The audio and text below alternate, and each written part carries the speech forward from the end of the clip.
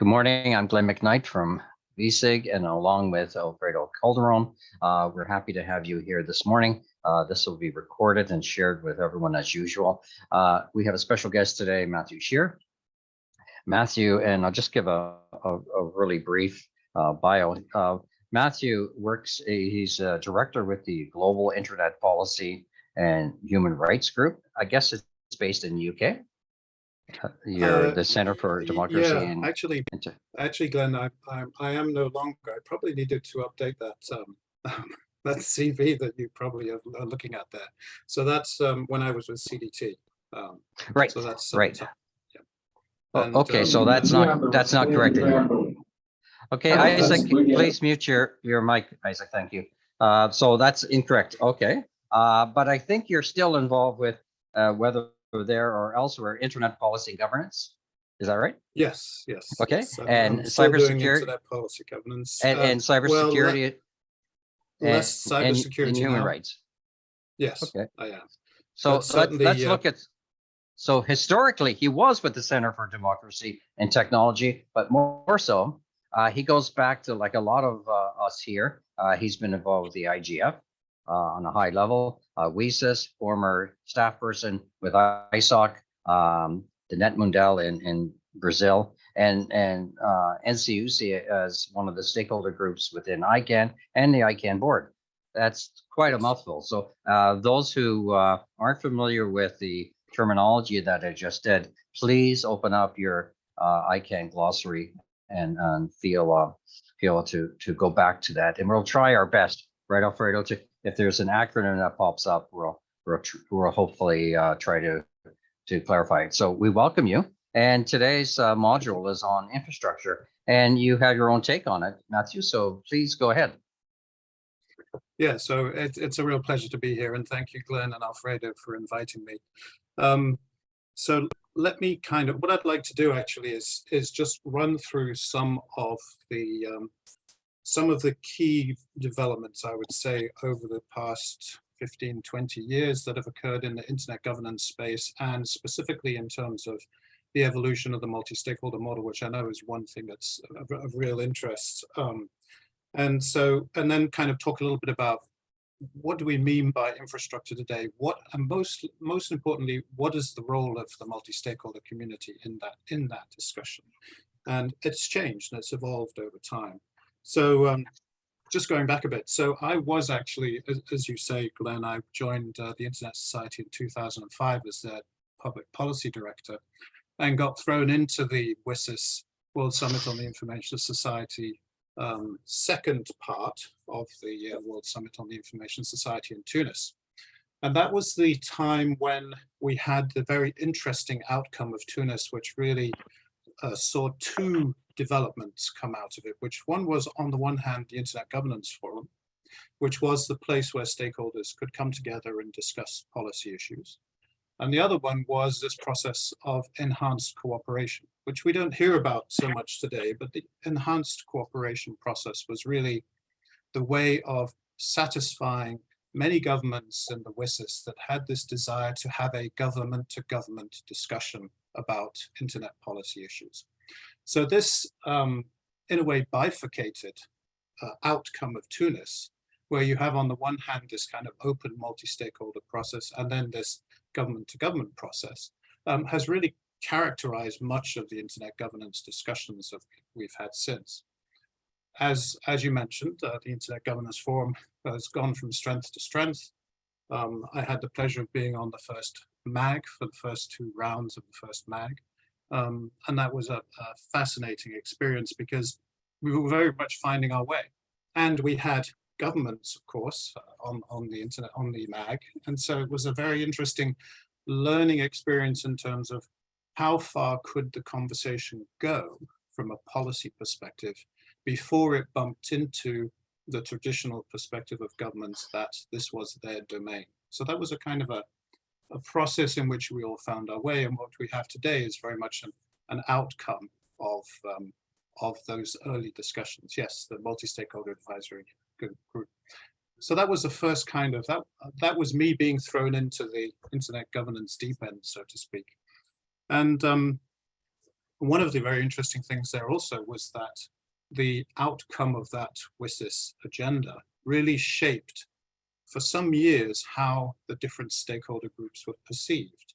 And there was a very clear, in the way it was written, it was very clear that governments were responsible for policy, business was responsible for the economic part of it, civil society was responsible for the community part of it, and then there was this acknowledgement of academics and the technical community. That, again, which was really interesting, because when you think about, from an infrastructure perspective, and the importance of the internet, the technologists and many of those who were involved in those days back in the WSIS were the ones who had built it and the ones who really had shaped it from its outset. So this really brought about an interesting kind of dynamic, which wasn't necessarily giving the technologists and those who had implemented and brought about this fundamental infrastructure the kind of recognition and perspective that they needed. In fact, one of my jobs as the Internet Society Policy Director was to try and have the technical community recognized as a stakeholder community. Unfortunately, we weren't that successful in that regard, but obviously things have evolved since then, and now the technical community is very much regarded as a key stakeholder, which is, of course, is the way it should be. So those were some very interesting dynamics in the beginning of the IGF, the beginning of this enhanced cooperation process, which we don't hear much about, but it was very much driven by a set of governments who wanted to have policy be determined by governments alone. So that was really my first engagement in the internet governance space, and it was very interesting because it brought me into a space I had not been familiar with. Prior to that, I had worked for companies like AT&T and Cisco and others. And so I found my track kind of diverging very significantly, firstly into the technical community space with ISOC, but then, as you mentioned, moving into the civil society space with the Center for Democracy and Technology. But before I get there, let me just go through a couple of other things that were really interesting outcomes. When we went through the WSIS process and we came out of the Tunis agenda in 2005, it was unclear where the government-to-government discussions were going to go. But what was clear was that the IGF and the multi-stakeholder nature of that entity and the processes that it used to be inclusive and deliberative, etc., really took off. The other dimension, the enhanced cooperation between governments, really did not. It kind of staggered along. There were many meetings in Geneva. It really never actually resulted into something that could be leveraged, because there was a clear discrepancy between a number of governments that were supportive of multi-stakeholderism and a number of governments that were not. And so you had that interesting dilemma within enhanced cooperation. So it hasn't brought about, or never did really bring about, what the governments were hoping would be an outcome, which would be a counterbalance to the multi-stakeholder model that we saw in the IGF. Why do you think that? Sorry, why do you think that was? Why that split? The enhanced cooperation process was very much dominated by two camps of governments. There were those who were in favor of the IGF and wanted to see policy discussions be undertaken in a broader fashion. And there were those who were not, and who only wanted government to government. And so in those discussions, that there were many of them, there would always be this bumping up between these two sets of governments. And that made for a very interesting, to watch it and to participate, made for a very interesting kind of, sessions where you'd have, the Canadians, the UK, the US, and others on the one hand, and you'd have others from, from which parts of the world who would be arguing for only government to government. So it never really brought about what I think those governments wanted in terms of being able to drive government internet policy by the governments. So was there a global south versus global north kind of a dynamic going on as well? No, it wasn't a south versus north. It was more the kind of the Saudis, the Russias, the Chinas of this world versus the US, the UK, the Canadas of this world, and Australia. And there were many others who would play bridging roles, and there would be countries that came and went in those two camps, but the two camps never really managed to get, there was no traction on one side or the other. So it was a little bit of a kind of a policy stalemate. Mm. And at the same time, you had those governments who were supporting the IGF were obviously encouraging its development. And so so in a way, you've seen a success of the multi-stakeholder model rather than the what you see on the other side, which was the government just never really took off. So those are two kind of important characteristics of the internet governance debate that's been happening so far. Now, one of the things that I'm just bringing it back to infrastructure, one of the real concerns of many governments going into the WSIS process, and that's still reflected today to some degree, was that the success, the economic success, and the deployment of the internet globally meant that it was becoming important that those countries who were concerned about what their control of their internet wanted to see. So with, for example, ICANN being established in the US, with many of the root servers being managed by entities in the United States, there was a concern among some governments that root servers, the establishment of ICANN in the US, and internet protocol addresses, which are all central to infrastructure, were becoming managed by one government. Of course, this was a perception at the time, although there are still governments who say this today, but there was a perception at the time of this back in 2005 and thereabouts, and it continued for a while afterwards, and it keeps coming back, that the jurisdiction issue and the ownership issue of critical internet resources, as they call them back then, was one that was very much at the center of this debate about government should talk about policy. We need to have a fair sharing of internet resources around the globe. So many countries wanted their own IP addressing. Many countries wanted their own root server and things like that. So this was part of the concerns that many governments had. And it comes back to the issue of internet, of the whole notion of the splinternets and things like that today, where some countries say, well, we can turn our internet off. We are not dependent upon the global internet, which of course is contrary to some of the very principles of the global internet from an infrastructure perspective.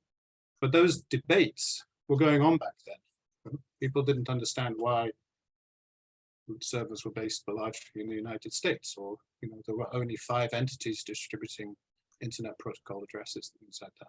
So those drove some of those kind of those perceptions of some countries that they were being kept out of the opportunities for this this incredible medium which the internet is. So yes, Alfredo, to your point in the chat, this is kind of the issue of fragmentation as well. It's where are our resources, etc. Do we need to be connected to the global internet? Of course, views very much differ on what fragmentation is, but that's certainly one of those issues for consideration. And back then, it was a very pressing issue. So that was one of the outcomes of that time, which continues to shape the conversation today, where jurisdictional issues about ICANN have come up in the ITU not so long ago. So these things are they're debates that don't go away, and they're being used in a very geopolitical context, I would argue now. So that's one of those key outcomes, was what do you do from an infrastructure perspective with these things that are perceived to be managed by largely Western governments. So pause there. I don't know if there are any questions or comments, or I've thrown a lot out there. I'm just looking at the chat here. Is there anyone in our list here have a question for Matthew on this topic so far? Just looking for somebody typing in or putting their hand up or unmuting. Okay, I don't see anything. So, okay. Alfredo, do you have a question? Well, not at this point. I'll just let Matthew continue. Maybe he'll touch on it, and I don't want to, rob the thunder. Well, let me know if I don't, all right? Sure. So these are some of the, I think from a knowing where the multi-stakeholder model comes from, knowing why dimensions of infrastructure have been incredibly important to the internet governance debates and discussions, I think is important. So let me switch gears slightly, because what I'd like to do now is kind of move into a little bit about what I've done in terms of internet governance and civil society. And just so you know, some of the things that I've been doing, and I think they're interesting from a capacity building perspective as well, is when I was at the Internet Society, and I've worked with them on and off for years now, I was the one who led the first ambassador program to the IGF. And just to the conversation that we were having earlier on with Stacey, any kind of programs that can bring new audiences into the Internet Governance Forum, where there's this incredible sharing of ideas about policy and technology and other things, is a wonderful thing. And so those kind of capacity building efforts and engaging in the policy side are really important. And they're important from policy and a technology perspective. And they bring all of these dimensions together. And the other thing I've done when I was at the Internet Society was help build their fellowships. So again, the early career fellowships, now the mid-career fellowships, these are programs that, again, bring awareness to everybody of some of the very important kind of principles and norms and understandings that underpin the internet and its infrastructure from the early days, and are still incredibly valid today. So one of the things that I've done that might be interesting for some of you is how does one transition from, if you will, being on the business side and the technology side into the civil society side, which is what I did when I joined the Center for Democracy and Technology, CDT. And that was, they were looking at internet policy from a human rights point of view. And this is now a very current thing. And it really, probably when I joined, it was people were still finding their way. What is internet policy and what is the linkage to human rights? And obviously there are multiple dimensions of that, including empowerment and development and digital divides and a whole range of issues. But what was very interesting about that was that it allowed to bring together some of those underpinnings. And much of that is about the multi-stakeholder model and engaging with various stakeholders and bringing them and empowering them to participate in the multi-stakeholder model. So you realize from the perspective of technology policy and human rights, one of the important things is how do you bring people into that space, particularly from civil society, so that they can participate in that space. And that's really how they derive empowerment in the internet policy world. And so now there are many, many civil society organizations have their own internet policy team or internet policy experts or whatever who help bring that reality into the internet, into the technology space. And this is a really important thing. So I'll give you some examples of how this has worked and how it doesn't work, because I think that'll be interesting for some of the people on the course. So I've done it from different perspectives. I've taken the approach that the more that you can bring people into these spaces, the more that they can understand the unusual dynamics of these spaces and the linkages to human rights, the better. So that's what I did very much at the Center for Democracy and Technology. And that led me into the ICANN world, which I'll come to a little bit later, and what I've done there. But what I did at GPD, which was really interesting, which is a small civil society outfit based in the UK, is I worked on some cybersecurity issues and civil society and human rights with them. And one of the things there that was really interesting was, how do we double up the multi-stakeholder model principles and norms with human rights, with cybersecurity? And one might say, well, this sounds like a really complex thing. But what we did is we took a very interesting approach. We said, okay, so we know that there are some areas of cybersecurity that governments will always want to address and keep to themselves. There are other areas of cybersecurity where one might be able to make inroads. And one of those areas which was most interesting was, how can we bring the multi-stakeholder model into the development of national cybersecurity strategies? So not so much bringing civil society people into the intricate workings of a security agency, but how do you get more influence in the actual creation of those strategies from the very beginning? And so what we did at GPD is we created a number of documents that leveraged the value of multi-stakeholder approach, all the important dimensions of the multi-stakeholder approach, into a very complex, very technically based and very infrastructure based area, which is that of cybersecurity. And so we wrote a number of books. We used a number of, there is a lot of work out there on how you bring multi-stakeholder processes into policy processes, not in the internet space, but in a myriad of other spaces. And so we leveraged those to bring them in. And at the same time, we did capacity building. So we did trainings on cybersecurity. How do you engage with cybersecurity people? How do you engage with technologists?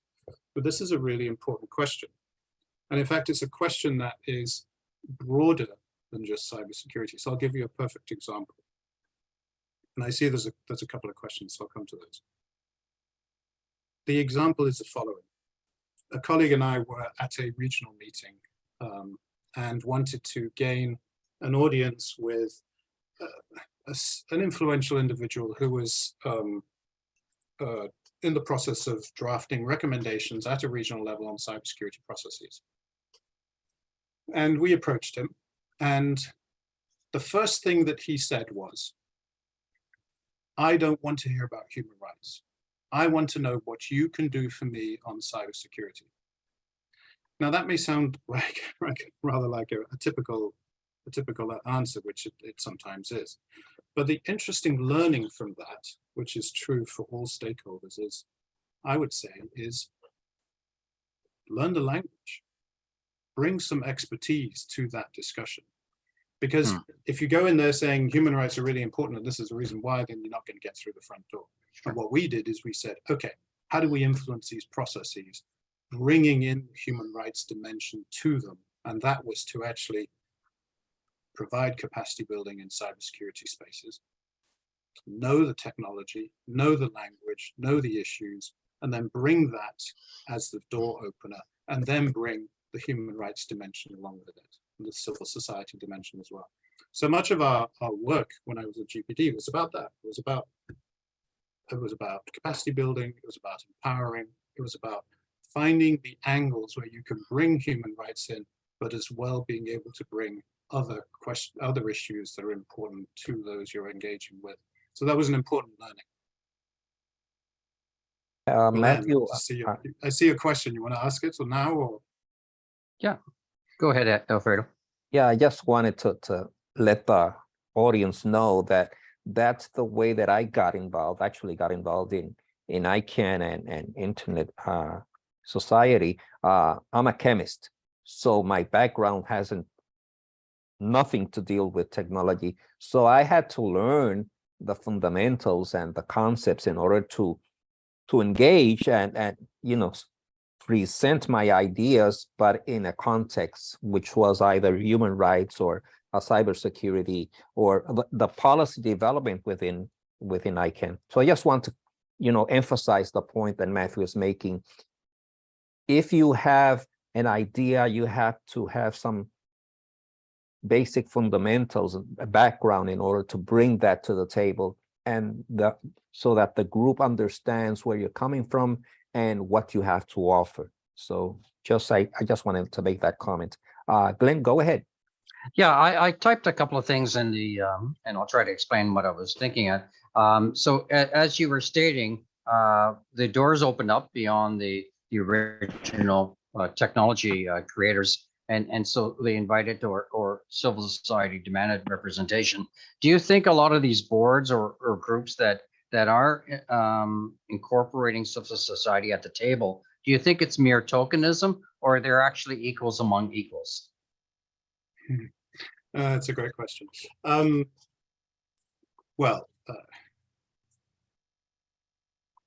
So let me. I'll come back to this because it's important, but certainly from the perspective of the ICANN board, it's certainly not tokenism. So okay. put that right out there. Okay. It's more difficult. It's more difficult when I'd say that the tokenism becomes a little bit more difficult when you're working in the multi-stakeholder space, because you can have a situation where you're being invited because you're a civil society, because you just need somebody from that stakeholder group. It doesn't really matter. As long as you've got somebody from civil society, you can check that box, right? That is the worst form of multi-stakeholderism. Mm-hmm. So the way to approach that and to address that is to, from my perspective, and what's worked when I've seen it in action, is working with people together with common purpose and common goals. If you're there just as a token civil society person, that probably means that you're not working on common purpose and you don't have common goals, right? So it's, in that sense, there's a value in being engaged and being invited, but it's significantly less if you don't have the same kind of general ideas and general goals in mind. Mm-hmm. And so I would like to think, Glenn, your question is a really good one, because I would like to think now that civil society has the kind of voice and the kind of presence that means that it is getting invited into these processes for the right reasons, right? Not for tokenism. And I think that's the case. There's been an incredible, and when you look at the different processes that exist now between, you know, back when there was Net Mundial in 2013, 14 in Brazil, you know, the civil society contingent there was significant. And it held significant sway over those discussions, because there was finally a realization that what was happening around the world with the internet and the way the governments were using it following the Snowden revelations was really not acceptable. And it was not acceptable from the community's perspective, from the individual's perspective, nor from business perspective. So there was an opportunity there for those players to come together with common purpose. So I hope that there isn't tokenism. I hope it doesn't still exist, because I think that civil society can bring in, you know, incredible richness to the multi-stakeholder discussion. When I think of a common purpose, you know, this is a long time ago in terms of history, but if you look at the abolitionists in the U.S.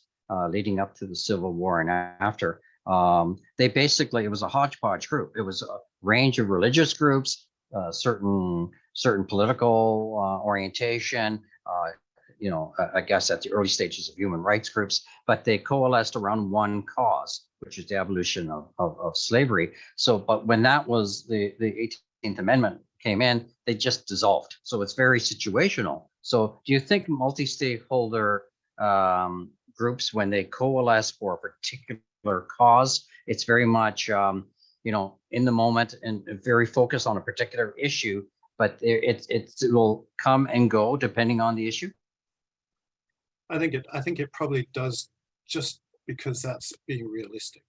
You know, it's if the way you can progress an issue is by having people, you know, be committed to a particular goal, and I'll give an example in a bit, it's inevitable that some of those interests are going to diverge after that goal's been achieved.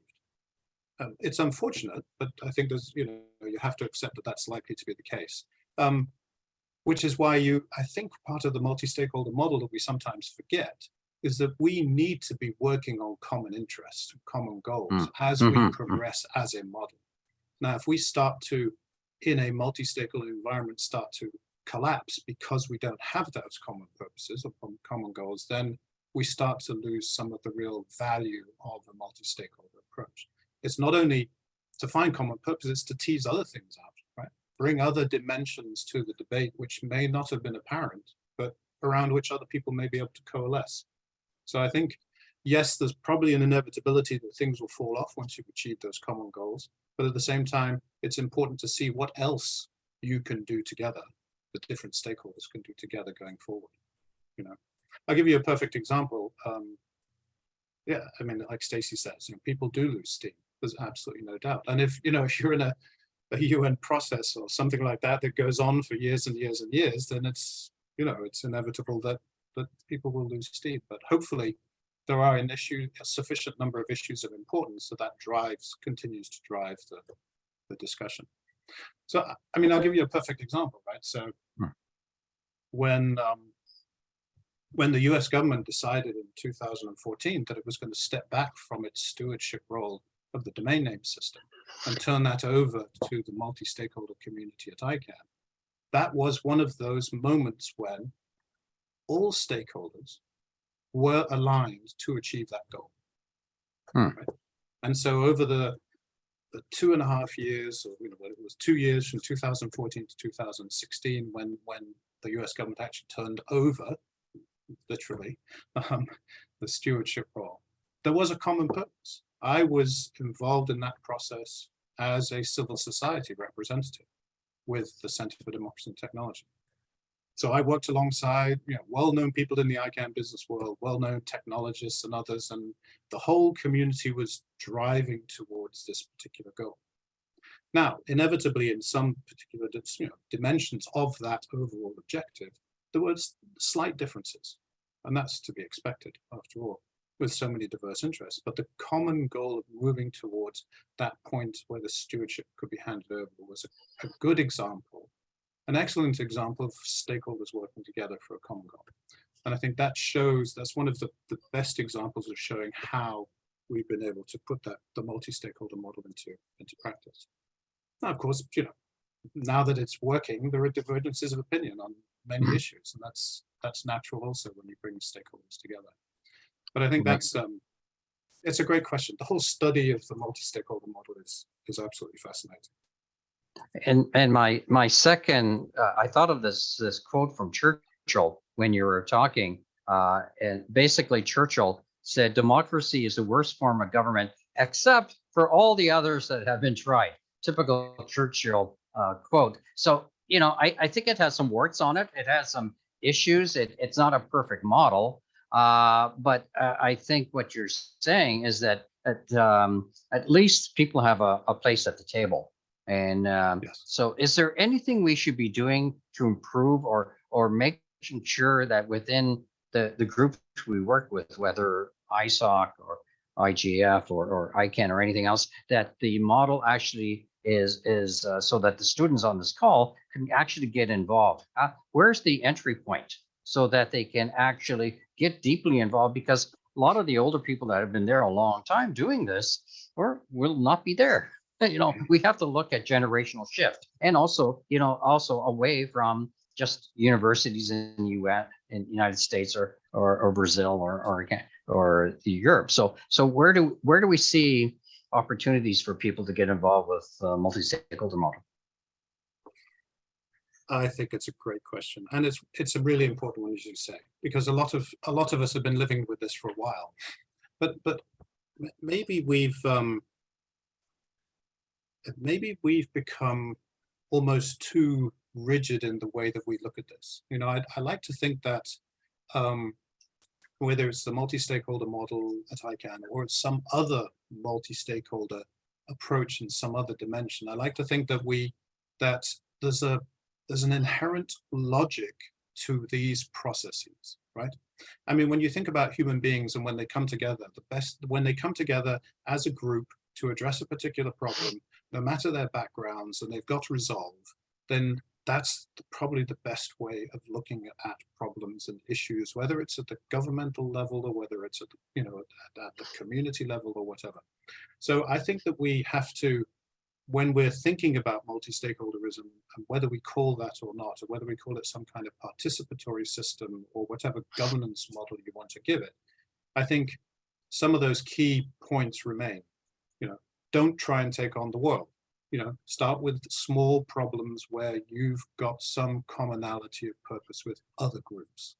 Try and address them at that level. Try and bring little things about little progress, little steps, and build those relationships and build that trust. And I think, we're working in a very different environment now. We have so many more media. We have so much more ability to communicate. So we have so much more ability to find common purpose. And I think this is a critical piece of making progress, whether we call it multi-stakeholderism or whether we just call it stakeholders working together to achieve a particular common goal. So I think, yes, we're carrying that multi-stakeholder model in our minds, but I think it applies far more broadly. It's not just internet governance. I mean, if you if you go back before we even were talking about internet governance, you'll find that the environmental space was using multi-stakeholder approaches long before the internet governance space was. At least I believe so. And so I think, there are other ways of looking at the challenges that face us. We don't have to call it multi-stakeholders. We have to call it people coming together to find a common solution to a common problem. That may sound a bit, up in the clouds, but I think the fundamental principle is the same with, whether you're talking about internet policy or environmental policy or whatever policy. Perfect. Not sure if you want to change gears on the questions, but I see Isaac has a great question. I know part of your background is involved with cybersecurity. He asked, what is the internet infrastructure doing about the traceability of criminals in the use of VPNs, and it becomes difficult for even ISPs able to point out these cyber criminals? Yeah, I think we have to. So it's a great question. I think we have to be a little careful about what we're talking about here when we're saying, is it the internet infrastructure? Is it the commercial providers? Is it the VPN providers? Is it the role of government? I mean, these are very, you're pointing here to a very tricky and multi-dimensional challenge, right? So I think, first of all, you have to understand whether or not in a particular part of the world that there is a traceability of criminals. Who's actually undertaking that particular role? Are VPNs legal in those particular jurisdictions? So I think it's, who does what, and it's important in terms of roles and responsibilities, is really probably jurisdiction dependent. And even though we're talking about a global internet, they're still based somewhere, they're still using infrastructure somewhere, and there's still a jurisdictional, procedural, probably criminal law aspect to it that needs to be taken into account. So I think it's a very multi-part kind of question and a very challenging one to address. So do you think groups like GCFE or the DNS Abuse Institute or others that are stepping up and actually pushing the envelope on this issue to force the organizations to take responsibility? I think organizations like that are stepping up and they're providing key roles, right? I mean, so when you're looking at, for example, the DNS Institute and others, they're providing tools and mechanisms for people to engage in this particular issue, and they're providing, most importantly, data and research that tells people where that kind of activity is occurring. Where is it occurring? Is it occurring, for example, through compromised domain names or malicious domain name registration?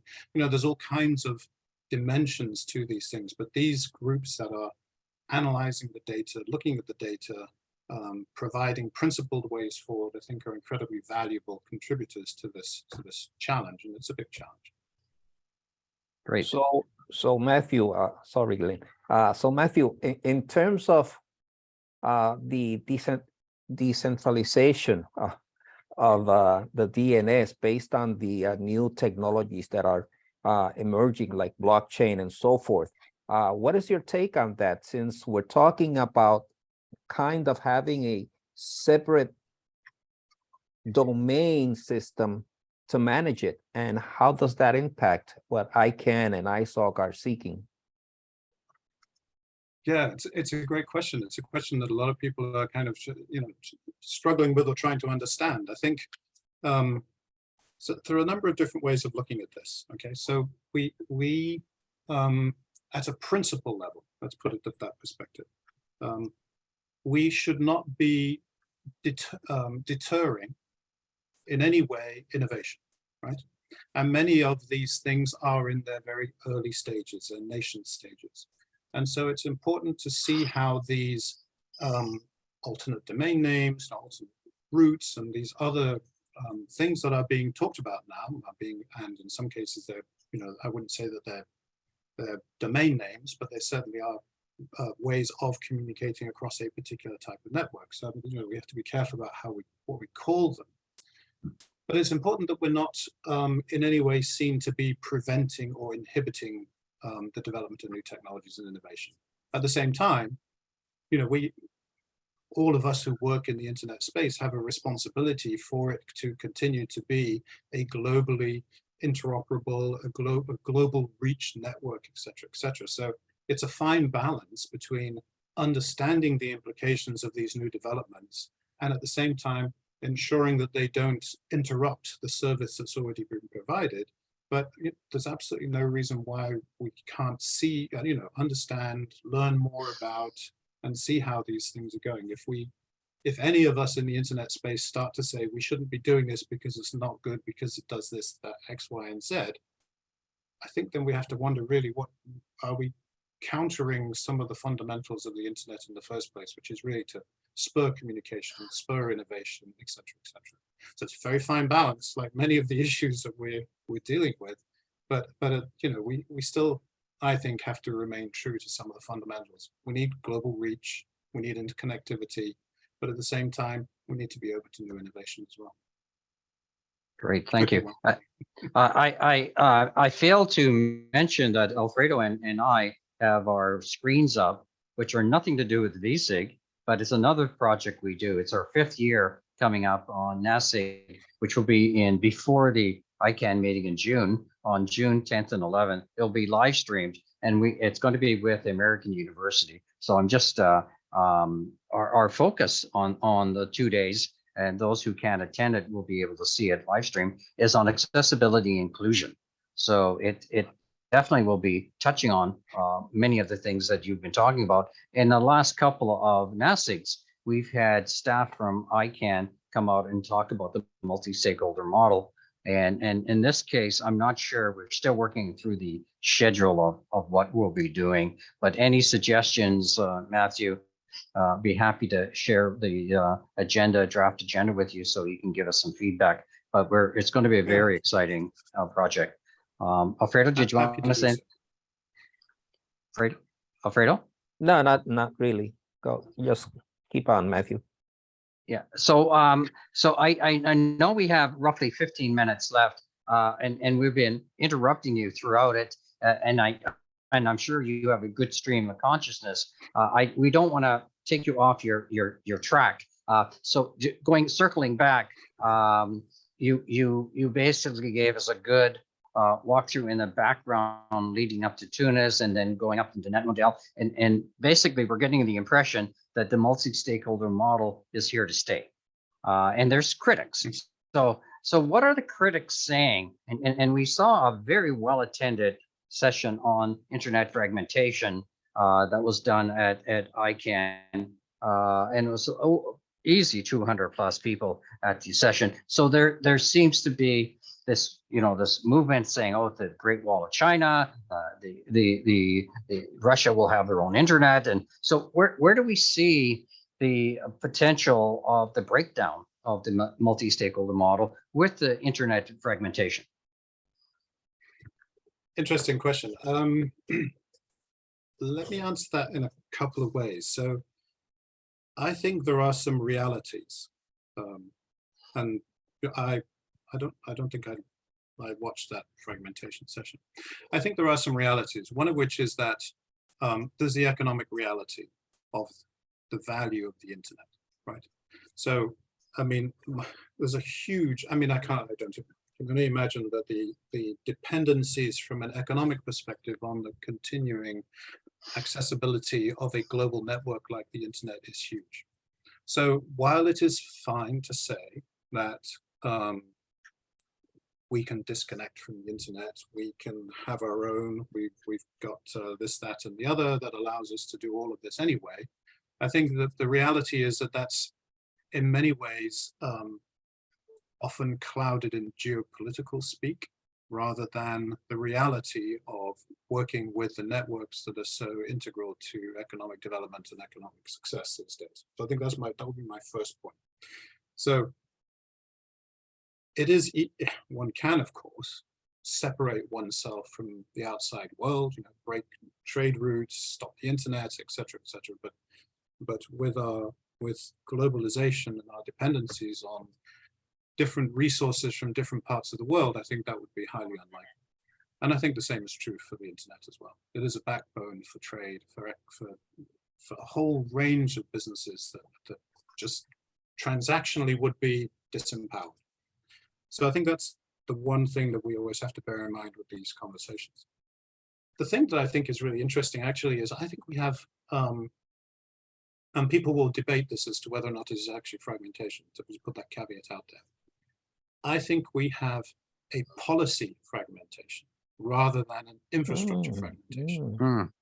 And so, you know, it's that choosing to have a firewall that prevents certain things from being communicated in or out of a country, it's really not an infrastructure question. I mean, yes, you put in place infrastructure to accomplish that, but the actual decision is really a policy decision.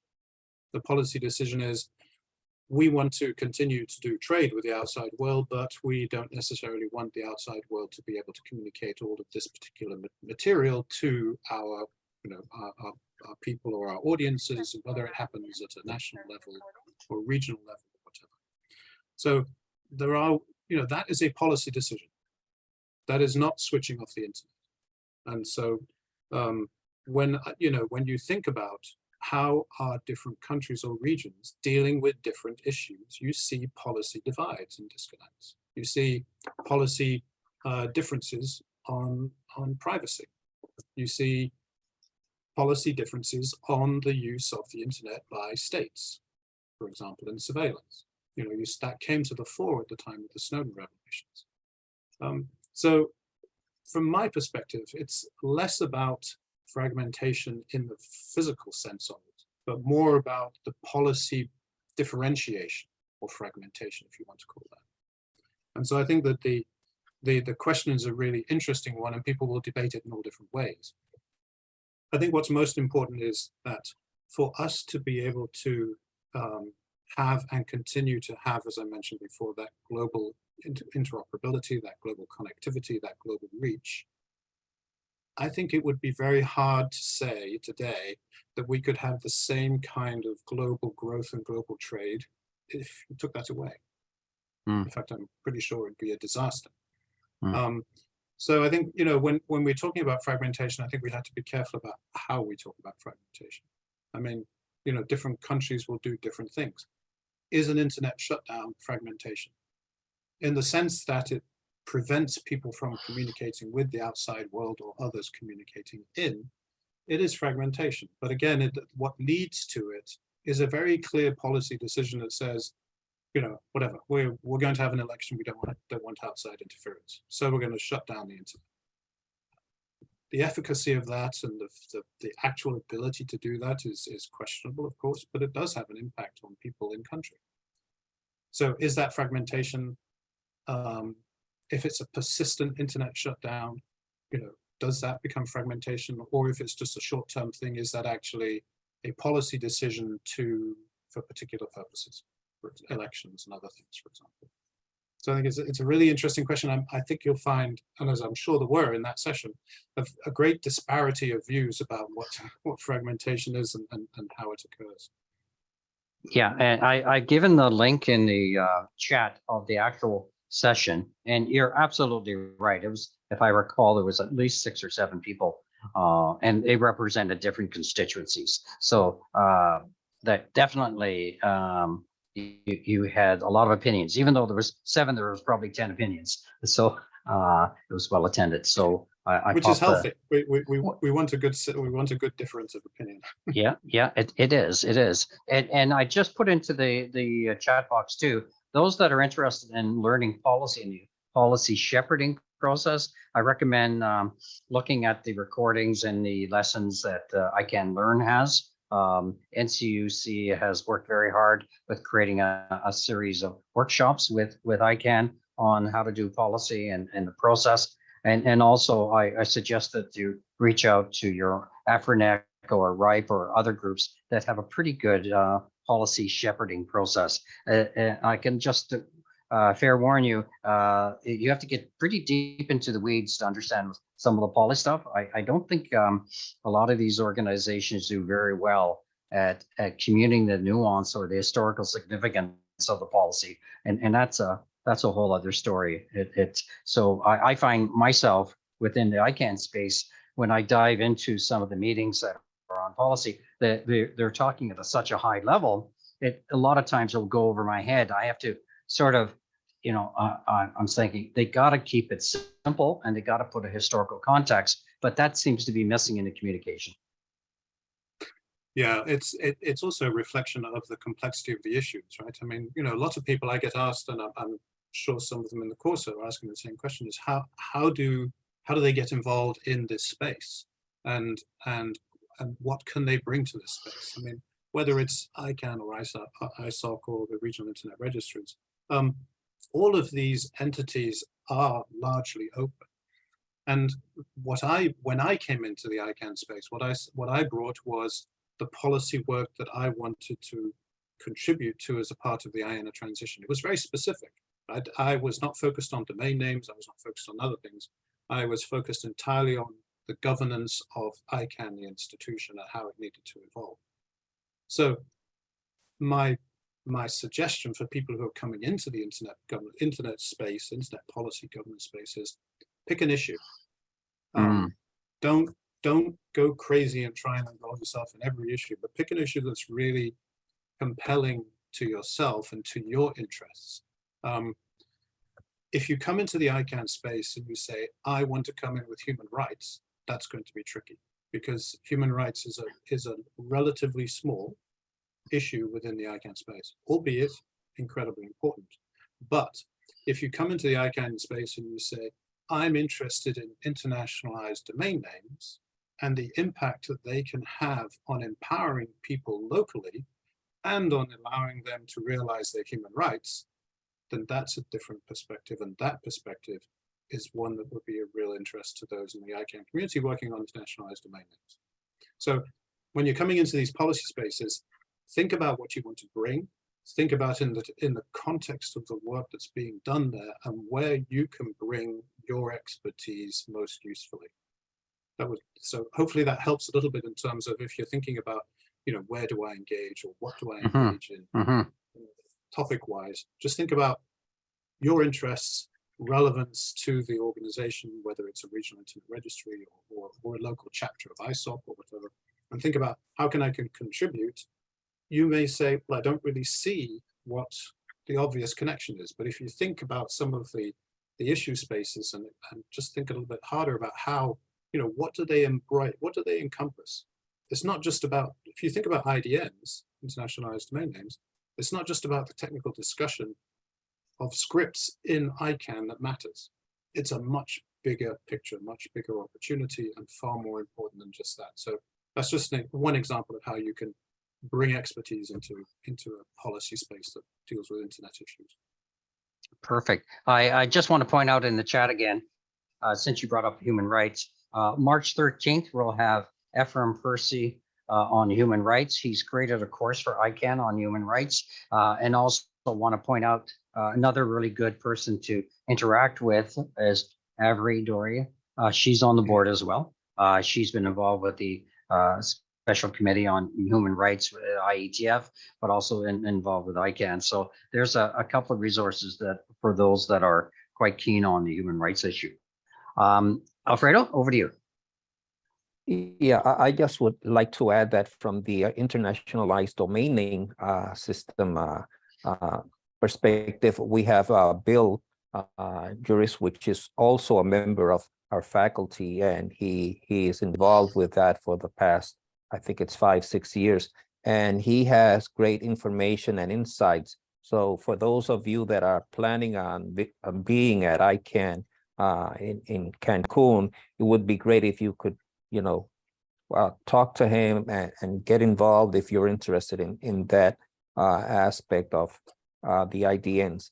Also, Satish Babu is really involved in that as well. So reach out to them. We've had both of them as faculty in our both VSIG and NASIG. So please reach out to them.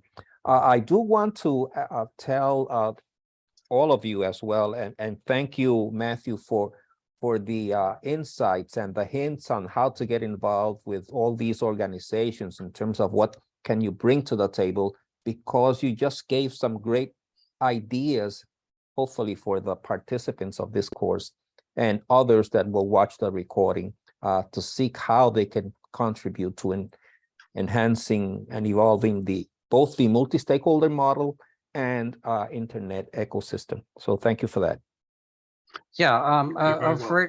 Alfredo, can you please pop the short quiz, the survey into the chat box? Again, thank you so much, Matthew, and it's been quite insightful. It's amazing how the time has just flown by, and I really enjoy this format because we, Alfredo and I, and I'm sure the rest of the participants in the group are very passionate about this issue, and I think you've done a great job in drilling down into really the glue that holds it together. And it's actually, I got a lot of insights today. And even though I've been involved with all the way back with WSIS, back even before Tunis, it's a complex issue. And all I can say is it's like eating an elephant. You got to start with the first bite. You know, you have to just sort of get involved.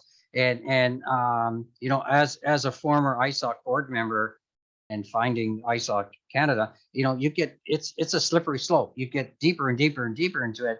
But I think you can pop your head out sometimes and get some air. But, you know, there's people like you've got to find people that are of the same intellectual abilities as yourself, that you can have these stimulating conversations, which is at the essence of why we started VSIG. And it's over 1,000 people that have gone through our program since May 2020 in multiple languages. And I don't run the Spanish version, but Alfredo does. And it's a much more community vibrant group as we see versus the English group. And we're very thankful for our participants from Ghana and other countries in Africa, because I think this is the reason why we do this. We want to keep it free. We want to keep it multilingual. And I think this is a very important job. And unfortunately, we don't have a huge turnout today.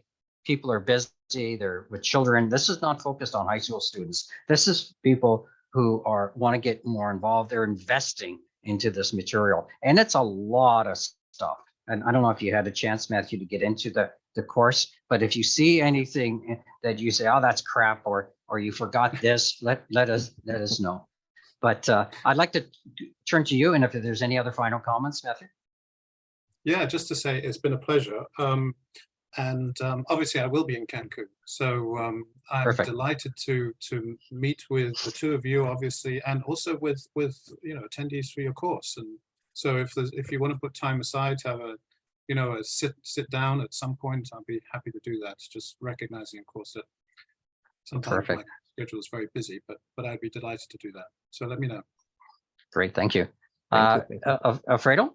No, I'll give you the last words, Glenn. Okay, great. Thank you again. And please, folks, next week we have Rayad Madib from the UNDP as our speaker. So don't forget about that. And I've put into the chat some of the other speakers that some of you are more interested in. So please thank you all for joining us today. I know how late it is. And again, Matthew, very much appreciated. And I thank you so much for spending some time with us today.